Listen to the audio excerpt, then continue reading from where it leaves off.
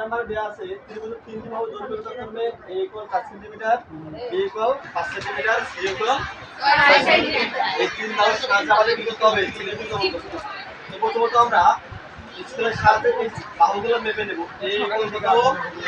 4 centimetre, b = কত? 5 centimetre, c = কত? 6 centimetre.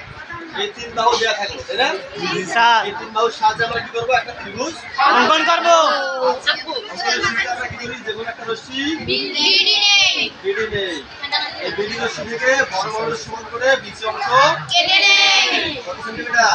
6 centimetre. এই বি ও সি কে কেন্দ্র করে অপর যে দুটো বাহু আছে, একটা হলো 5 সেন্টিমিটার, একটা হলো 6 সেন্টিমিটার।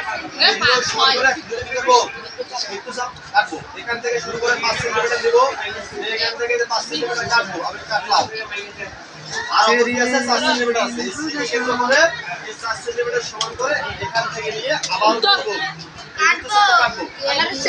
পরস্পর কি করবে? এ বিন্দুকে ছেদ করবে। কোথায় ছেদ করবে? এ বিন্দুকে ছেদ করবে। ছেদ করবে। এবার a, b, a, c যোগ করলে পরে আমার কি হয় জানেন? একটা ত্রিভুজ অঙ্কিত হবে।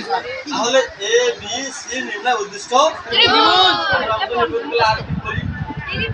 যেমন একটা শিখে নিলাম, বিডি নিলাম। কত সেন্টিমিটার? 6 সেন্টিমিটার। নেওয়ার পরে এই বি ও সি বিন্দুকে কেন্দ্র করে অপর দুটো বাহু আছে, একটা হলো 5, একটা হলো 6।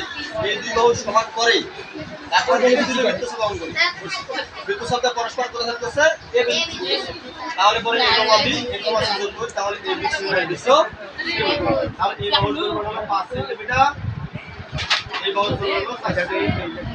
তাহলে a b c হলো ত্রিভুজ। ক্লিয়ার?